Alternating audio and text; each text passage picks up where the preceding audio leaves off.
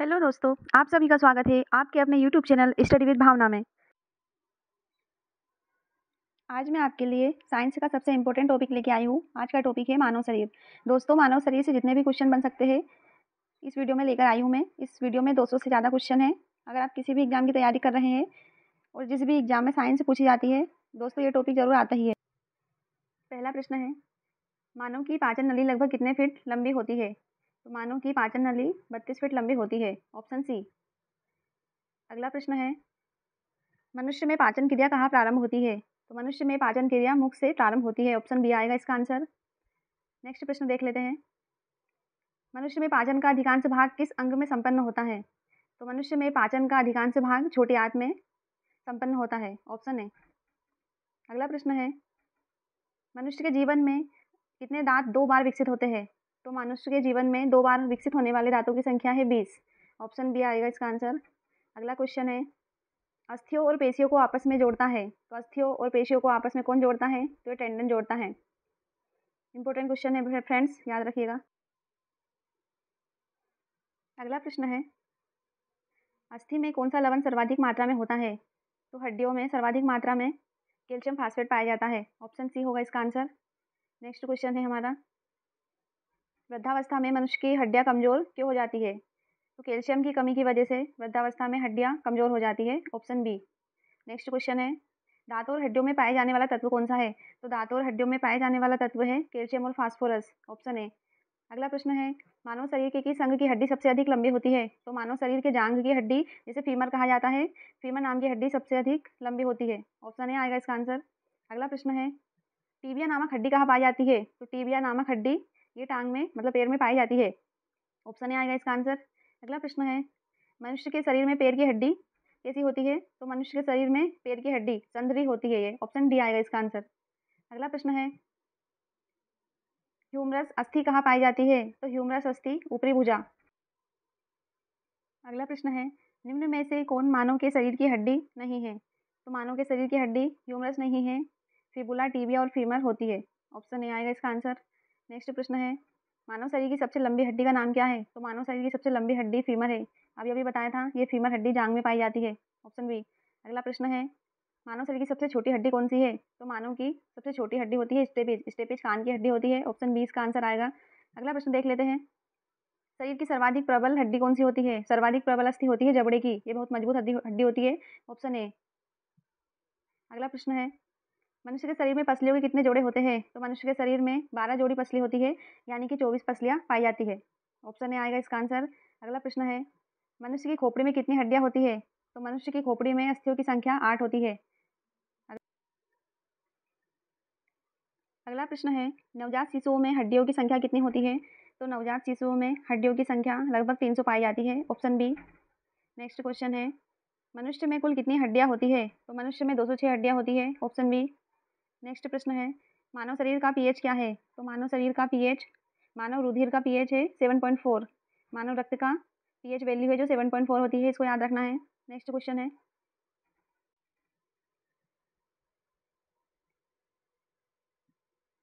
मानव शरीर में रुधिर बैंक का कार्य कौन करता है? तो ये तिल्ली करता है, यानी कि प्लीहा, ऑप्शन डी। अगला प्रश्न है, मानव रक्त प्लाज्मा में प्रायः पानी की प्रतिशत मात्रा में कितनी भिन्नता होती है? तो ये 91 से 92% होती है, ऑप्शन बी आएगा इसका आंसर। अगला प्रश्न है, रक्त में पाई जाने वाली धातु कौन सी है? तो रक्त में लोहा यानी कि लौह पाया जाता है, ऑप्शन सी आएगा इसका आंसर। अगला प्रश्न देख लेते हैं, रक्त का शुद्धिकरण कहाँ होता है? तो रक्त का शुद्धिकरण होता है फेफड़े में भी होता है, यकृत में भी होता है, किडनी में भी होता है, यानी कि इन सभी में होता है। अगला प्रश्न है, मानव शरीर में खून का शुद्धिकरण की प्रक्रिया को क्या कहते हैं? तो मनुष्य के शरीर में डायलिसिस खून के शुद्धिकरण होने की प्रक्रिया है, ऑप्शन डी। अगला प्रश्न है, रक्त में लाल रंग निम्न निम्न में से किसके कारण होता है? तो रक्त का लाल रंग हीमोग्लोबिन के कारण होता है, ऑप्शन डी। लोह होता है, ऑप्शन बी। नेक्स्ट क्वेश्चन है, शरीर में हीमोग्लोबिन का कार्य क्या है? तो शरीर में हीमोग्लोबिन का कार्य है ऑक्सीजन का परिवहन करना। हीमोग्लोबिन किसका महत्वपूर्ण घटक है? तो ये आरबीसी का घटक है। नेक्स्ट प्रश्न है, कौन सी रक्त वाहिकाएं साफ रक्त फेफड़ों से हृदय में ले जाती है? तो फुफ्फुस शिराएं। निम्न में से किसकी सहायता से रक्त द्वारा ऑक्सीजन ले जाया जाता है? तो इसका आंसर होगा ऑप्शन सी, लोहित कोशिकाएं। अगला प्रश्न है, किसकी मौजूदगी के कारण शरीर के भीतर रक्त नहीं जमता? तो हिपेरिन की उपस्थिति की वजह से शरीर में रक्त नहीं जमता, ऑप्शन बी। अगला प्रश्न है, मानव शरीर का रक्त बैंक कहलाता है, तो मानव शरीर का रक्त बैंक प्लीहा को कहते हैं, ऑप्शन ए। अगला प्रश्न है, रक्त के प्लाज्मा में कौन सा इसके द्वारा एंटीबॉडी निर्मित होती है? तो रक्त के प्लाज्मा में लिम्फोसाइट द्वारा एंटीबॉडी निर्मित होती है, ऑप्शन ए। अगला प्रश्न है, आरबीसी किसके नाम से जानी जाती है? तो लाल रक्त कणिकाओं को कहते हैं एरिथ्रोसाइट, ऑप्शन डी। अगला प्रश्न है, लाल रक्त कणिकाएं कहाँ उत्पन्न होती है? तो लाल रक्त कणिकाएं अस्थि मज्जा में होती है। अगला प्रश्न है, निम्न में से किसको आरबीसी का कब्रिस्तान कहा जाता है? इंपॉर्टेंट क्वेश्चन है। आरबीसी का कब्रिस्तान प्लीहा। आरबीसी निम्न की लाल रक्त कोशिकाओं का जीवन कितना काल होता है? तो आरबीसी का जीवन काल 120 दिन होता है, ऑप्शन बी। अगला प्रश्न है, सर्वप्रथम रक्त परिसंचरण तंत्र का अध्ययन किसने किया था? तो इसकी खोज विलियम हार्वे ने करी थी, ऑप्शन बी। अगला प्रश्न है, पेसमेकर का संबंध किससे है? तो पेसमेकर का संबंध है हृदय से, ऑप्शन सी। अगला प्रश्न है, पेसमेकर का संबंध किससे है? तो ये हृदय से है, यानी कि दिल की धड़कन प्रारंभ करना, ऑप्शन बी। अगला प्रश्न है, गति प्रेरक किससे संबंधित है? तो गति प्रेरक हृदय से संबंधित है, ऑप्शन डी। अगला प्रश्न है, निम्न में से किसकी भित्तियों का रक्त द्वारा डाले गए दबाव को रक्तदाब कहते हैं? तो धमनी द्वारा डाले गए दबाव को रक्तदाब कहा जाता है, ऑप्शन ए। अगला प्रश्न है, सोते समय रक्तदाब में क्या परिवर्तन होता है? तो सोते समय हमारा रक्तदाब घटता है, ऑप्शन डी। अगला प्रश्न है, रुधिर दबाव मापक यंत्र है, तो रक्तदाब को मापते हैं स्फेग्नोमेनोमीटर से, ऑप्शन सी। अगला प्रश्न है, जार्विक सेवन क्या है? तो जार्विक सेवन एक कृत्रिम हृदय है, ऑप्शन डी। अगला प्रश्न है, लबडब लबडब आवाज निम्न में से किसके अंग से आती है? तो ये आवाज आती है हृदय से आती है, ऑप्शन बी। अगला प्रश्न है, मनुष्य के शरीर में हृदय को एक बार धड़कने के लिए कितना समय लगता है? तो 1 मिनट में 0.8 सेकंड के लिए धड़कता है, ऑप्शन डी। अगला प्रश्न है, स्वस्थ मनुष्य के प्रति मिनट हृदय धड़कता है, तो 1 मिनट में 72 बार धड़कता है, ऑप्शन ए। अगला प्रश्न है, मानव शरीर में कितने कोष्ठक होते हैं? तो मानव शरीर में 4 चैम्बर होते हैं, ऑप्शन बी। अगला प्रश्न है, नाड़ी दर कहाँ से मापा जाता है? तो नाड़ी दर धमनी से मापा जाता है, ऑप्शन बी। अगला प्रश्न है, स्वस्थ मनुष्य का रक्तचाप क्या होता है? तो स्वस्थ मनुष्य का रक्तदाब होता है 120 mm से 120 mm व 80 mm, ऑप्शन बी। अगला प्रश्न है, दौड़ लगाते समय मनुष्य का रक्तचाप कैसा होता है? तो यदि मनुष्य दौड़ लगाता है तो उसका रक्तचाप बढ़ जाता है, ऑप्शन डी। अगला प्रश्न है, सामान्य जीवन काल में मनुष्य का दिल लगभग कितनी बार धड़कता है? तो ये 2 अरब बार धड़कता है, ऑप्शन डी। मानव शरीर में हृदय का काम क्या है? तो हृदय का कार्य है पंपिंग स्टेशन की तरह, ऑप्शन सी। अगला प्रश्न है, शरीर की विशालतम धमनी है, तो शरीर की विशालतम धमनी एरोटा को कहते हैं, ऑप्शन डी। अगला प्रश्न है, स्वस्थ मनुष्य के शरीर में रक्त की कुल कितनी मात्रा होती है?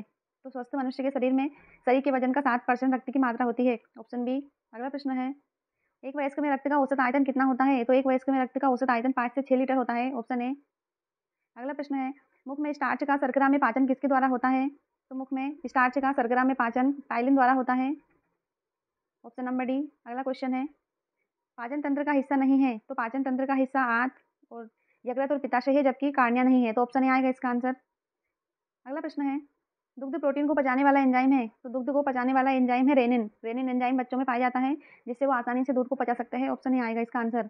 अगला प्रश्न है, अधिकतम पोषक तत्व रक्त में कहाँ से अवशोषित किए जाते हैं? तो ये छोटी आंत से अवशोषित किए जाते हैं, ऑप्शन ए। अगला प्रश्न है, लार में कौन सा एंजाइम पाया जाता है? तो लार में टाइलिन नामक एंजाइम पाया जाता है, ऑप्शन बी। अगला प्रश्न है, पेट में भोजन को पचाने के लिए किसकी आवश्यकता होती है? तो सबसे ज़्यादा एंजाइम की आवश्यकता होती है भोजन को पचाने के लिए, ऑप्शन सी। अगला प्रश्न है, लार किसके पाचन में सहायक होती है? तो लार स्टार्च के पाचन में सहायक होती है, ऑप्शन नंबर ए। अगला प्रश्न है, मानव के आमाशय में अम्ल एक से उत्पन्न होता है, जो पाचन के सहायक में होता है, तो यह एक से क्या है? यह एक से हाइड्रोक्लोरिक अम्ल, यह आमाशय में पाया जाता है, ऑप्शन सी आएगा इसका आंसर। अगला प्रश्न है, मानव शरीर में भोजन का रक्त द्वारा अवशोषण कहाँ सर्वाधिक होता है? तो भोजन का रक्त द्वारा छोटी आंत में अवशोषण होता है, ऑप्शन फर्स्ट। अगला प्रश्न है, प्रोटीन का पाचन कहाँ से प्रारंभ होता है? तो प्रारंभिक तो मुंह से होता है, लेकिन सही से पाचन प्रोटीन का उदर यानी कि पेट से प्रारंभ होता है, ऑप्शन ए आएगा इसका आंसर। अगला प्रश्न है, पचे हुए भोजन में मौजूद विषैले पदार्थों का कौन सा अंग चूषण करता है? तो ये यकृत करता है, ऑप्शन बी आएगा इसका आंसर। अगला प्रश्न है, पेप्सिन क्या है? तो पेप्सिन क्या है? एक एंजाइम है, ऑप्शन सी आएगा। अगला प्रश्न है, पेप्सिन बदल देता है, तो पेप्सिन क्या बदल देता है? प्रोटीन को पॉलीपेप्टाइड में बदल देता है, ऑप्शन डी आएगा। अगला प्रश्न है, पाचन क्रिया में प्रोटीन निम्न में से किस पदार्थ में बदल जाते हैं? तो पाचन क्रिया में प्रोटीन एमिनो अम्ल में बदल जाते हैं, ऑप्शन ए। निम्न में से वह अंग कौन सा है जो मानव शरीर में ग्लूकोजन के रूप में कार्बोहाइड्रेट को जमा करता है? तो ये यकृत होता है, ऑप्शन ए। अगला प्रश्न है, पित्त निम्न में से किसके द्वारा पैदा किया जाता है? तो पित्त यकृत द्वारा पैदा किया जाता है, ऑप्शन डी। अगला प्रश्न है, पित्त जमा होता है, तो पित्त पित्ताशय में जमा होता है, ऑप्शन बी। पित्त का प्रमुख कार्य क्या होता है? तो पित्त का प्रमुख कार्य है वसा का पायसीकरण करना, ऑप्शन सी। अगला प्रश्न है, मानव शरीर में आरबीसी का निर्माण कहाँ होता है? तो मानव शरीर में आरबीसी का निर्माण अस्थि मज्जा में होता है। और ये कहाँ पे जाके मरती है? तो प्लीहा में जाके मरती है। अगला प्रश्न है, उच्च उन्नतांश पर मानव शरीर में आरबीसी कैसा होता है? तो उच्च उन्नतांश में मानव शरीर में आरबीसी की संख्या बढ़ेगी, ऑप्शन डी। अगला प्रश्न है, सफेद रक्तकण का मुख्य कार्य क्या है? तो आरबीसी का प्रमुख कार्य है रोग प्रतिरोधक क्षमता धारण करना, ऑप्शन सी। अगला प्रश्न है, मनुष्य के शरीर में श्वेत रक्त कणिकाओं यानी कि आरबीसी की कौन सी किस्म अधिक होती है? तो न्यूट्रोफिल से ज्यादा होती है, ऑप्शन बी। अगला प्रश्न है, जब कोई बाहरी पदार्थ मानव रुधिर प्रणाली में प्रविष्ट होता है तो यह प्रक्रिया कौन प्रारंभ करता है? तो डब्ल्यूबीसी करती है, white blood cells, option C. अगला प्रश्न है, रक्त समूह के खोजकर्ता कौन है? तो रक्त समूह के खोजकर्ता है लैंडस्टीनर, ऑप्शन डी। अगला प्रश्न है, आर एच फैक्टर का पता किसने लगाया? आर एच फैक्टर का पता लैंडस्टीनर और वियनर ने लगाया, ऑप्शन सी। अगला प्रश्न है, किस रक्त वर्ग में एंटीबॉडी नहीं पाई जाती है? तो ए बी रक्त वर्ग में एंटीबॉडी नहीं पाई जाती है, ऑप्शन सी। अगला प्रश्न है, किस रुधिर वर्ग में दोनों एंटीबॉडी पाई जाती है? तो ओ रक्त समूह में दोनों एंटीबॉडी पाई जाती है, ऑप्शन सी। अगला प्रश्न है, किस रक्त वर्ग में कोई एंटीजन नहीं होता है? तो ओ में कोई एंटीजन नहीं होता है जबकि इसमें एंटीबॉडी पाई जाती है, ऑप्शन डी। अगला प्रश्न है, किस तरह वर्ग में कोई एंटीजन नहीं होता है? तो ये अभी बताया था, ओ में। अगला प्रश्न है, एंटीबॉडी का मुख्य कार्य किसके विरुद्ध होता है? तो ये संक्रमण के विरुद्ध होता है, ऑप्शन डी। अगला प्रश्न है, आर एच फैक्टर का नामकरण किससे संबंधित है? तो आर एच फैक्टर बंदर से संबंधित है, तो ऑप्शन बी ए बी रक्त समूह। अगला प्रश्न है, ए बी रक्त वाले व्यक्ति को सर्वाधिक दाता कहा जाता है, दाता कहा जाता है क्योंकि उसमें रक्त में प्रतिपिंड का अभाव होता है, ऑप्शन सी। अगला प्रश्न है, मानव रक्तदान के लिए कौन सा समूह सर्वाधिक दाता या मतलब यूनिवर्सल डोनर होता है? तो ओ समूह यूनिवर्सल डोनर होता है, ऑप्शन है। अगला प्रश्न है, रक्त समूह ओ वाला व्यक्ति किस रक्त समूह के व्यक्तियों से रक्त ले सकता है? तो ओ केवल ओ वाले से ही रक्त ले सकता है, ऑप्शन बी। अगला प्रश्न है, यदि एक पिता का वर्ग रक्त ए है और माता का वर्ग ओ है तो पुत्र का रक्त वर्ग कौन सा हो सकता है? तो बी हो सकता है, ऑप्शन सी। अगला प्रश्न है, कोई भी प्रकार से रक्त वाला व्यक्ति किसी आकस्मिक संकट में किसी प्रकार के रक्त वाले व्यक्ति को रक्तदान कर सकता है? तो ए बी या ए, ऑप्शन है। अगला प्रश्न है, दिमाग के किस भाग में भूख लगने और भोजन से तृप्ति की अनुभूति कराने के लिए केंद्र स्थित होते हैं? तो ये हाइपोथैलेमस में होते हैं। यही भूख, प्यास, प्यार, निद्रा इन सब का केंद्र होता है, हाइपोथैलेमस। अगला प्रश्न है, मानव दिमाग में बुद्धि का विकास केंद्र क्या है? बुद्धि का केंद्र है सेरेब्रम। अगला प्रश्न है, सेरेब्रम संबंधित है तो सेरेब्रम का दिमाग से संबंधित है। अगला प्रश्न है, मनुष्य के दिमाग का सबसे बड़ा भाग क्या है? तो ये प्रमस्तिष्क है, ऑप्शन सी। अगला प्रश्न है, मानव शरीर की किन कोशिकाओं में सबसे कम पुनर्योजन शक्ति होती है? तो मस्तिष्क कोशिकाओं में सबसे कम पुनर्योजन शक्ति होती है, ऑप्शन बी। अगला प्रश्न है, तंत्रिका तंत्र की लघुतम संरचनात्मक और शरीर क्रियात्मक इकाई कौन सी है? तो न्यूरॉन होती है। अगला प्रश्न है, मानव शरीर की सबसे बड़ी कोशिका कौन सी है? तंत्रिका कोशिका मानव शरीर की सबसे बड़ी कोशिका है, ऑप्शन सी। अगला प्रश्न है, मनुष्य में मेरुदंड से कितनी जोड़ी तंत्रिकाएं निकलती है? तो 31 जोड़ी तंत्रिकाएं निकलती है, ऑप्शन बी। अगला प्रश्न है, प्रतिवर्ती क्रियाओं का नियंत्रण केंद्र कहाँ है? तो प्रतिवर्ती क्रियाओं का नियंत्रण केंद्र होता है कशेरुक रज्जु में, ऑप्शन सी। अगला प्रश्न है, प्रतिवर्ती क्रियाओं का नियंत्रण केंद्र कहाँ पर है? तो कशेरुक रज्जु में होता है। अगला प्रश्न है, श्वसन की क्रिया संपन्न होती है? तो श्वसन की क्रिया माइटोकांड्रिया में संपन्न होती है, ऑप्शन डी। अगला प्रश्न, मनुष्य में श्वासोच्छ्वास में बाहर निकाली गई वायु में ऑक्सीजन की मात्रा कितनी होती है? तो ऑक्सीजन की मात्रा होती है 16%, ऑप्शन बी। अगला प्रश्न है, ग्लूकोज के पूर्ण ऑक्सीकरण के फलस्वरूप कितने अणु एटीपी का निर्माण होता है? तो 38 एटीपी का निर्माण होता है, ऑप्शन डी। अगला प्रश्न है, मनुष्य 1 मिनट में कितनी बार सांस लेता है? तो ये 16 से 18 बार सांस लेता है 1 मिनट में, ऑप्शन है। अगला प्रश्न है, भोजन का ऊर्जा में परिवर्तन कोशिका के किस भाग में होता है? तो भोजन का ऊर्जा में परिवर्तन कोशिका के माइटोकांड्रिया भाग में होता है, ऑप्शन है। अगला प्रश्न है, ऑक्सीजन की उपस्थिति में ग्लूकोज सुक्रोज का कार्बन डाइऑक्साइड और जल में ऊर्जा निर्मुक्त होने के साथ पूर्ण रूपांतरण होने को कहते हैं, तो इसको वायु शोषण कहते हैं, ऑप्शन है। तो ये 4% होती है, ऑप्शन बी। अगला प्रश्न है, केप्स चक्र में किसका संश्लेषण होता है? तो केप्स चक्र में पायरुविक अम्ल का संश्लेषण होता है, ऑप्शन है। अगला प्रश्न है, अनाक्षी शोषण का अंतिम उत्पाद क्या होता है? तो लैक्टिक अम्ल होता है, ऑप्शन है। अगला प्रश्न है, मनुष्य के शरीर में मुख्य नाइट्रोजनी अपशिष्ट कौन सा होता है? तो ये यूरिया होता है, ऑप्शन नंबर बी। अगला प्रश्न है, स्तनधारी इससे यूरिया बनाते हैं, स्तनधारी यूरिया बनाते हैं यकृत से, ऑप्शन बी। अगला प्रश्न है, मानव शरीर में सबसे छोटी अंतःस्रावी ग्रंथि का नाम क्या है? तो मानव शरीर में पीयूष ग्रंथि सबसे छोटी होती है, ऑप्शन सी। अगला प्रश्न है, मनुष्य में रक्त छानता है तो कहाँ छानता है? तो ये बोमेन संपुट में, ऑप्शन डी। अगला प्रश्न है, मूत्र का पीला रंग किसकी मौजूदगी के कारण होता है? तो यूरोक्रोम की उपस्थिति के कारण मूत्र का रंग पीला होता है, ऑप्शन ए। अगला प्रश्न है, गुर्दे का कार्यात्मक यूनिट क्या है? तो गुर्दे की कार्यात्मक इकाई है नेफ्रॉन, ऑप्शन है। अगला प्रश्न है, कृत्रिम गुर्दा निम्न में से किस सिद्धांत पर कार्य करता है? तो डायलिसिस की क्रिया पर यहाँ काम करता है। अगला प्रश्न है, मानव शरीर में यूरिया की अधिकतम मात्रा किसमें पाई जाती है? तो मानव शरीर के मूत्र में यूरिया सबसे ज़्यादा पाया जाता है, ऑप्शन डी। नेक्स्ट प्रश्न है, अपोहन या डायलिसिस का प्रयोग किस क्रिया को पूरा करने के लिए होता है? तो डायलिसिस वृक्क के लिए करते हैं, ऑप्शन बी। अगला प्रश्न है, स्वेदन निम्न में से किसके लिए महत्वपूर्ण है? स्वेदन या पसीना? तो ये शरीर के तापमान को नियंत्रित करने के लिए जरूरी होता है। अगला प्रश्न है, मानव वृक्क अश्मरी में पाए जाने वाला प्रमुख रासायनिक यौगिक कौन सा है? तो मानव वृक्क में कैल्शियम ऑक्सलेट पाया जाता है मानव पथरी में, ऑप्शन नंबर फर्स्ट। अगला प्रश्न है, हेनले का लूप का कार्य किससे संबंधित है? तो हेनले का लूप संबंधित है उत्सर्जन तंत्र से, ऑप्शन बी। अगला प्रश्न है, सामान्यतः निषेचन होता है? तो निषेचन होता है डिंबवाहिनी नलियों में, ऑप्शन बी। अगला प्रश्न है, गर्भाशय में विकसित हो रहे भ्रूण को किस संरचना द्वारा पोषण मिलता है? तो प्लेसेंटा द्वारा पोषण मिलता है। अगला प्रश्न है, गर्भाशय में मानव भ्रूण किस द्रव में तैरता रहता है? तो गर्भाशय में मानव भ्रूण आणविक वाटिक द्रव में तैरता रहता है, ऑप्शन है। अगला प्रश्न है, दो युग्मकों के संयोजन को क्या कहते हैं? तो दो युग्मकों के संयोजन को निषेचन कहा जाता है, ऑप्शन डी। अगला प्रश्न है, गर्भाशय में शिशु के विकास की जानकारी किसका प्रयोग किया जाता है? तो इसके लिए अल्ट्रासाउंड का यूज करते हैं, ऑप्शन है। अगला प्रश्न है, भ्रूण के विकास के लिए निम्न में से किस अंग के द्वारा खाद्य पूर्ति की जाती है? तो बीजांडसंघ द्वारा खाद्य पूर्ति की जाती है, ऑप्शन डी।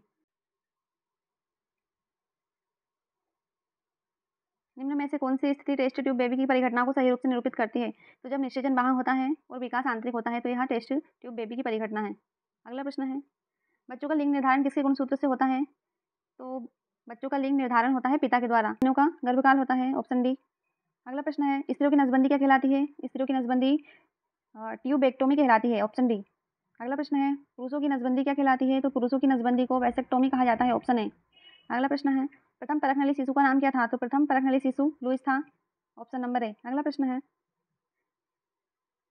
एमनियोसेंटोसिस एक तरीका है जो बताता है, तो भ्रूण के लिंग को बताता है। अगला प्रश्न है, मनुष्य के शरीर में पाई जाने वाली कौन सी ग्रंथि वाहिका विहीन होती है? तो अंतःस्रावी ग्रंथि वाहिका विहीन होती है, ऑप्शन सी। अगला प्रश्न है, वाहिका विहीन ग्रंथियों के स्त्रवन को कहते हैं? तो इसको कहते हैं हार्मोन, ऑप्शन डी। अगला प्रश्न है, इनमें से कौन अंतःस्रावी ग्रंथि नहीं है? तो एड्रिनल, थायराइड और पिट्यूटरी अंतःस्रावी ग्रंथि है, जबकि यकृत अंतःस्रावी ग्रंथि नहीं है, तो ऑप्शन बी। अगला प्रश्न है, अंतःस्रावी ग्रंथियों को अन्य किस नाम से जाना जाता है? तो इसे वाहिका विहीन ग्रंथि के नाम से भी जाना जाता है, ऑप्शन सी। अगला प्रश्न है, निम्न में से कौन एक ग्रंथि नहीं है? तो जठर एक ग्रंथि नहीं है। अगला प्रश्न है, मानव शरीर की किस ग्रंथि को मास्टर ग्रंथि कहा जाता है? तो पीयूष ग्रंथि को मास्टर ग्रंथि कहा जाता है, ऑप्शन नंबर है। अगला प्रश्न है, मनुष्य के शरीर की सबसे छोटी ग्रंथि कौन सी है? तो पिट्यूटरी ग्लैंड को सबसे छोटी ग्रंथि कहा जाता है, ऑप्शन बी। अगला प्रश्न है, मानव शरीर की सबसे महत्वपूर्ण ग्रंथि कौन सी है? तो पिट्यूटरी ग्लैंड ही मानव शरीर की सबसे महत्वपूर्ण ग्रंथि होती है। अगला प्रश्न है, पिट्यूटरी ग्रंथि कहाँ स्थित होती है? तो ये मानव के मस्तिष्क में स्थित होती है, ऑप्शन नंबर बी। गाय और भैंस के थानों में दूध उतारने के लिए किस हार्मोन की सुई लगाई जाती है? तो ऑक्सीटोसिन नामक हार्मोन की सुई लगाई जाती है, ऑप्शन नंबर डी। अगला है, थायराइड ग्रंथि की थायरॉक्सिन स्थापित करने के लिए उत्तेजित करने वाला अंतःस्रावी हार्मोन क्या है? तो ये है TSH हार्मोन, ऑप्शन डी। अगला प्रश्न है, वृद्धि हार्मोन या ग्रोथ हार्मोन्स कहाँ स्रावित होता है? तो ये पिट्यूटरी ग्लैंड में स्रावित होता है, ऑप्शन नंबर ए। अगला प्रश्न है, ऑक्सीटोसिन हार्मोन स्रावित करने वाली ग्रंथि है? तो पीयूष ग्रंथि ऑक्सीटोसिन हार्मोन स्रावित करती है, ऑप्शन सी। अगला प्रश्न है, पीयूष ग्रंथि के अत्यधिक हार्मोन स्राव से शरीर पर क्या प्रभाव पड़ता है? तो इससे शरीर में असंतुलित विकास होता है, ऑप्शन नंबर फर्स्ट। अगला प्रश्न है, एक विशिष्ट हार्मोन जिसकी कमी से गलगंड रोग हो जाता है, तो इसको संश्लेषित करने के लिए किस अंतःस्रावी ग्लैंड को आयोडीन की आवश्यकता होती है? तो थायराइड ग्रंथि, नंबर फर्स्ट। अगला प्रश्न है, किसकी कौन सी क्रिया के कारण मानव शरीर में मिक्सिडीमिया होता है? तो मिक्सिडीमिया ऑटोग्रंथि की वजह से होता है। अगला प्रश्न है, निम्न में से किसको अंतःस्रावी तंत्र का पेसमेकर कहा जाता है? तो थायरॉक्सिन ग्लैंड को अंतःस्रावी तंत्र का पेसमेकर कहा जाता है। अगला प्रश्न है, पीनियल ग्लैंड कहाँ स्थित होती है? तो पीनियल ग्रंथि मनुष्य के मस्तिष्क में स्थित होती है, ऑप्शन नंबर डी। अगला प्रश्न है, निम्न में से आयोडीन होता है? आयोडीन थायरॉक्सिन होता है, ऑप्शन नंबर बी। अगला प्रश्न है, निम्न में से कौन सी एक अंतःस्रावी ग्रंथि पीयूष ग्रंथि से स्वतंत्र कार्य कर सकती है? तो परावटु ग्रंथि, ऑप्शन नंबर फर्स्ट। अगला प्रश्न है, शरीर में सबसे बड़ी अंतःस्रावी ग्रंथि कौन सी है? तो आउटु ग्रंथि, ऑप्शन नंबर 4। निम्न में से कौन सी ग्रंथि अश्रु स्रावित करती है? तो टीयर वाली ग्रंथि का नाम है लेक्रिमल, ऑप्शन नंबर बी। अगला प्रश्न है, निम्न में से कौन सी ग्रंथि वृद्धावस्था में लुप्त हो जाती है? तो थाइमस ग्रंथि वृद्धावस्था में लुप्त हो जाती है। माता जनन हार्मोन है? तो माता जनन हार्मोन है, एस्ट्रोजन भी है, प्रोजेस्टेरोन भी है, रिलैक्सिन भी है, सभी है। अगला प्रश्न है, नर लैंगिक हार्मोन है? टेस्टोस्टेरोन को नर लैंगिक हार्मोन कहा जाता है। निम्न में से कौन एक स्त्रीलिंग हार्मोन है? तो एस्ट्रोजन एक स्त्रीलिंग हार्मोन है।